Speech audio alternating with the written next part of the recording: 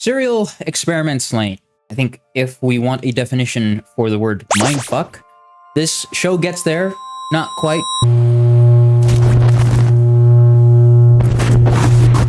think if we want full mindfuck, there's an anime called Perfect Blue.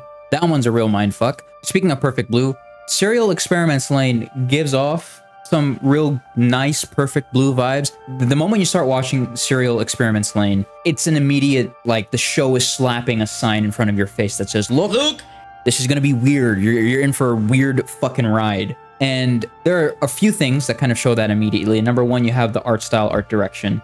Again, something that's very reminiscent of Perfect Blue. Shout out my goat, Satoshi Kon. The sound design is also quite eerie. There isn't much in the way of ambience.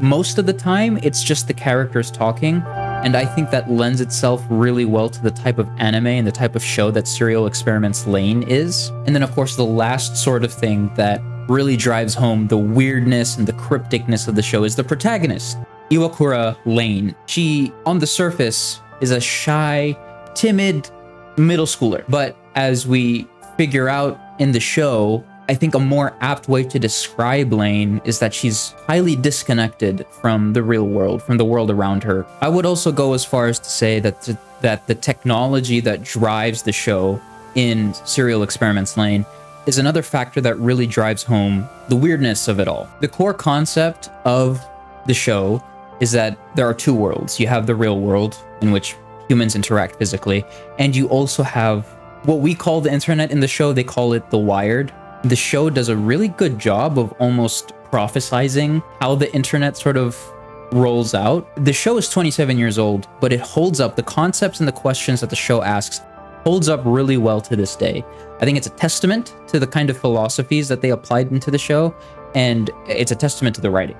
Fantastic stuff. Touching back on how weird the protagonist is, Iwakura Lain, we get a really strong piece of foreshadowing early on in the show that suggests that there is a bit more to Lain. There's this club called Siberia. In this club, some dude murders two people.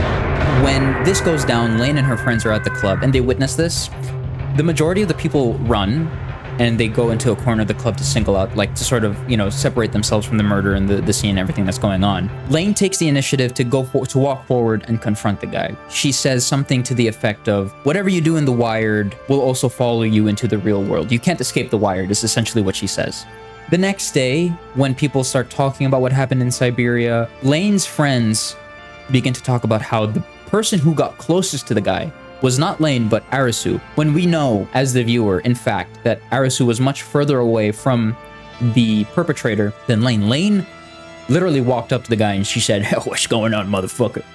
You gonna try to shoot me or what?" This is our biggest hint as the viewer early on in the show that, okay, clearly there is something different about Lain. There is something that the perpetrator knows about Lain that we, the viewer, may not necessarily know. This thing that the perpetrator knows is a version of Lain who exists kind of solely on the wired. Lain of the wired, as in like Geralt of Rivia or Ezio Auditore Deferenzi.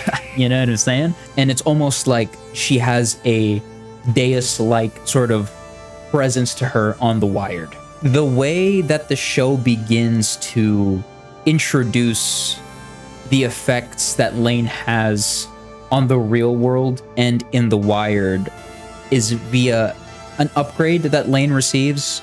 It's called a psyche chip, and it essentially allows unfettered access into the wired without the need of a computer, or like what they call a Navi in the show. Not to be confused with the Navi from Avatar. But the psyche chip almost is very reminiscent of like a cyber deck from Cyberpunk, and it's a very similar concept here. And when Lain gets access to this chip, the psyche chip, we start to see the two versions of Lain blend together. We have a more confident, more aggressive Lain that starts to seep into the real world. And vice versa, we also get a more timid, a more cautious Lain that enters the wired. And it's these two personas, these two personalities of Lain that begin to clash. And it's a very much a microcosm of the world around Lain. in the same way that Lane's personas are clashing, the boundary between the wired and the real world also begin to clash, and the boundary itself begins to diminish. One huge piece of symbolism that we have in terms of the real world and the wired combining together is we essentially have ground zero. Ground zero being Lane's room. Lane's room transforms, I wouldn't say evolves, but it transforms from your average room. You got a bed, you got a desk, you got some stuffed animals, and you got your computer, right? Standard stuff.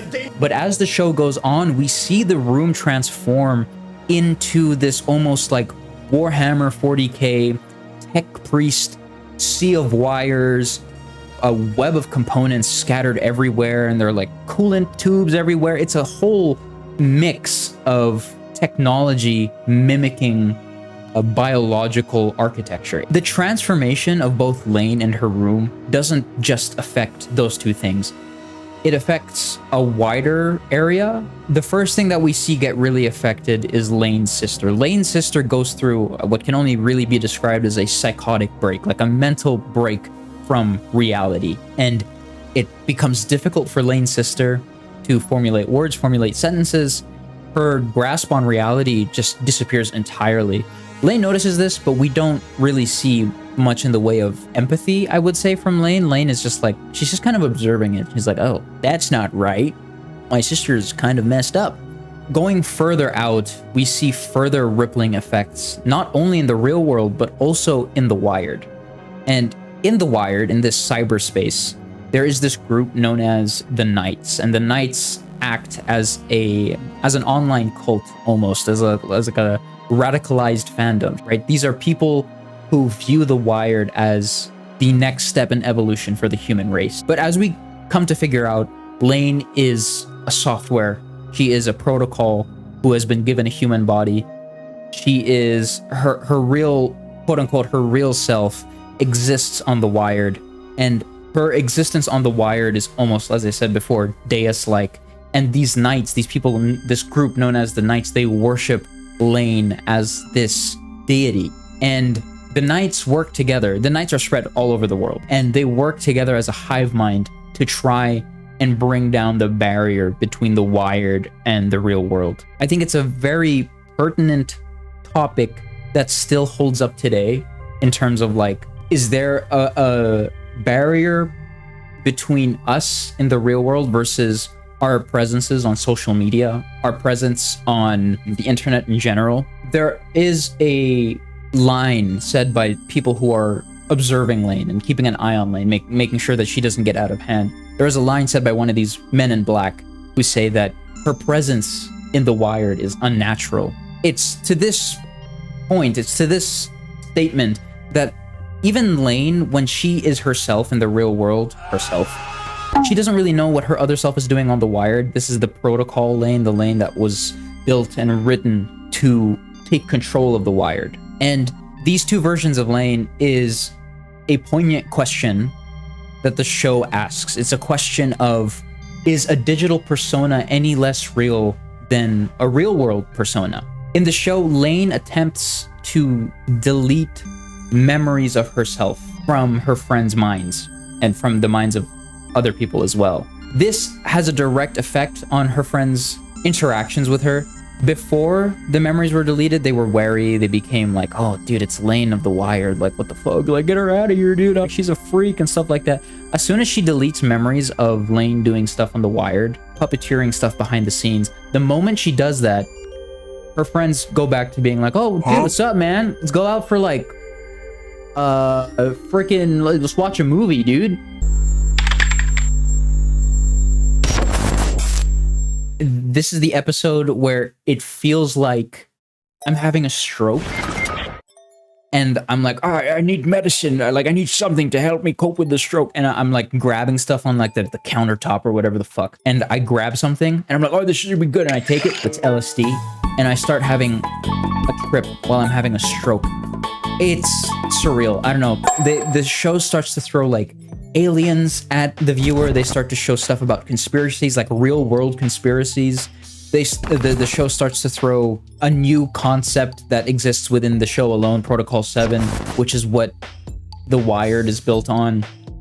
And the show also throws a new character that is vital to the development of the plot, that person being Eri Masami. Eri is the architect of the Wired. He is the one that developed Protocol 7. He is the one that subsequently developed Lain. And he's the one that he wrote in code his psyche into the Wired so that he could exist in the Wired as a sort of god, right? He wants to be, it was his goal and his dream to blur the lines between the Wired and the real world so that he could take control of the one realm, the cyberspace of the Wired.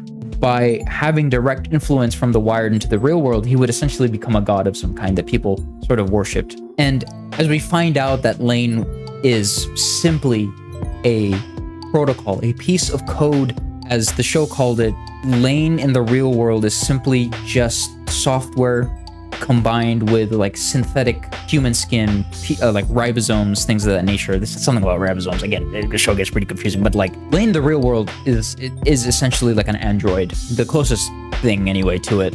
Her entire life was a simulation. Her mother, father, and sister, they're not related, not at all. They're all paid actors. They're all paid to be there to act as Lain's family. And it's even, you know, towards the deconstruction of this family where Lain starts to really take a hold of the Wired, and her family begins to sort of like, you know what, we're done. Things are coming to an end. We gotta go. But in this case, it's the falling out of Lain's synthetic family is detrimental to her mental health, to say the least. And not least because of the fact that one of her two real world relationships, this is between her and her father and between her and Arisu, her friend, two of the only real relationships she has had. One of those relationships, completely fake to begin with, not real. For Lain to be feeling all of these emotions and to understand all of these things and to still be affected by real world events,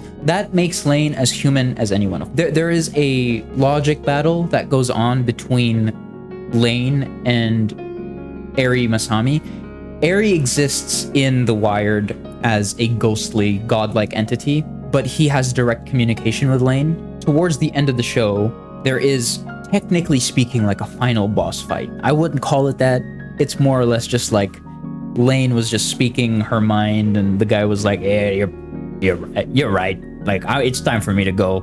You know, there was a logical, philosophical argument between Lain and Eri, and at this point in time, Arisu took the liberty to go visit Lain to see what's like going on with her and like what's been happening. And this is where Arisu finds out for the first time that like Lain's been like, holy shit, she's like hooked up to wires and shit. Like her room is the tech priest room from Warhammer 40,000. And Lain loves Arisu and she wants to protect Arisu to a very high degree. And to do so, she needs to, you know, make sure that Eri Masami doesn't get in her way. Eri's goal is to become a god, and the only way he can become a god is if the Wired exists and that the boundary between the Wired and the real world completely disappears. Eri's god status is contingent on those two factors. It is conditional. A god's existence should not be conditional. A god's existence simply is. Lain relays this philosophical argument to Eri Masami, and Eri's like, oh shit, you right? I gotta go. And Eri, you know, he tries to form a body, but then Eri beforehand made claims that the human body isn't necessary. Why do we need our bodies when we can transcend and live in the Wired instead? But then it's at this point, Eri tries to make a body out of the components in Lain's room in order for Eri to interact with Lain and Arisu so that Eri can stop Lain from what she was doing, which was essentially to remove Eri's existence from the Wired. Once Eri is defeated, Lain realizes that her existence cannot be remembered because her existence is one that was meant to blur the lines between the Wired and the real world.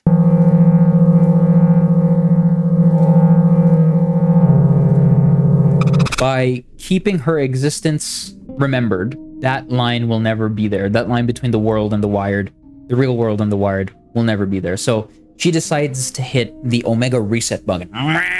She hits the reset button and completely sort of resets reality to a certain degree, right? Lain no longer has a stand-in family. Arisu and her friends no longer remember Lain. Lain was never a part of that school to begin with, and she essentially deletes her own existence from the quote-unquote real world. It is heartbreaking to a certain degree as you see all of her friends and family move on from the existence of Lain.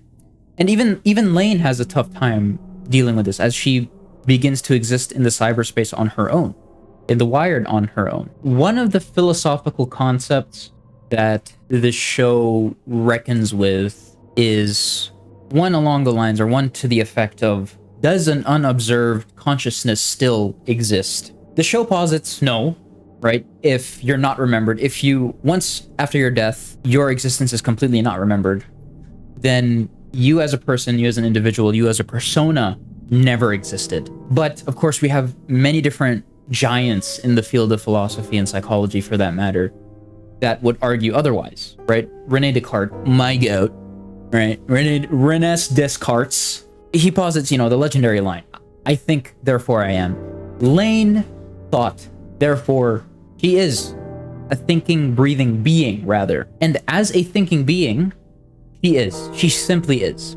She feels, she is self-aware, and so even if she may have been forgotten, even though her past might have been forgotten by everyone, as a consciousness that felt, as a consciousness that feels, as a consciousness that is aware, her existence is real. And the final piece of evidence to prove this is Lain showing herself in the real world to Arisu.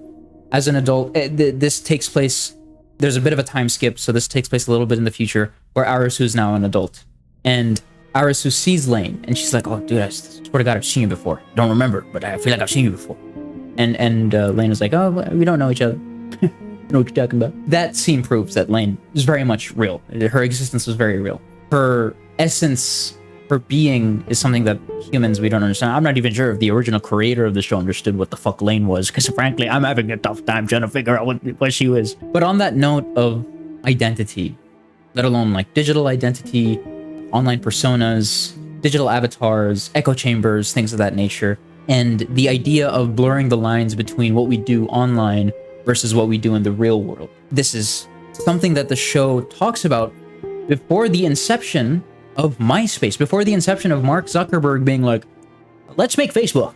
Right before he did any of that stuff, this show asked that question.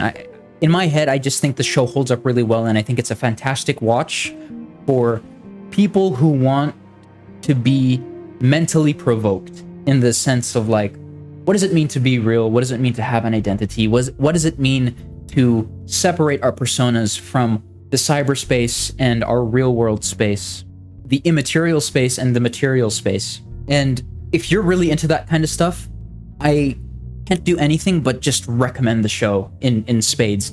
The show does a fantastic job in picking and prodding at these philosophical concepts, but I think that is also easily its downfall. If you're not someone who likes this kind of stuff, who likes to be asked these sort of questions as you're watching a show, dude, it gets fucking confusing. If I, like, again, there was a point in time where I thought I was having a stroke while tripping on LSD. Hyperbole, exaggeration, obviously. But it can get hella confusing, and I think that is also to the detriment of the show. But again, if it's something, if you like watching a show whilst thinking about what the fuck is going on, it's a good show to watch. I highly recommend it. If you like that philosophical kind of shit, watch the show. Period. If you're more of like, dude, I can't wait until Lain gets her next ability. I can't wait until Lain gets her power up. I can't wait for the Lain time skip where she learns hockey and she like shouts at people. This isn't your show. You're not. This is not the show. Not the show for you. All right. Go watch One Piece, motherfucker. Okay. All in all, it's a solid show. I think it's one that's worth watching. It's one that's worth thinking about, and I think it's one that holds up really well to this day with regards to its messaging, with regards to the concepts that it grapples with. If you have theories on the show that I should know about, let me know down in the comments below. If you have thoughts about the show that I didn't relay myself, let me know down in the comments below. I'm curious to know how you guys think about the show. Otherwise, if you want to see more content like this, subscribe. I also do a bunch of gameplay stuff. I play games on stream. I make highlights videos of the games that I do play on stream, and it's just overall a good time. I think you should subscribe. I'm just saying. You don't have to, but I would love if you do. On that note, I'll catch you guys in the next one. Y'all take care and see ya.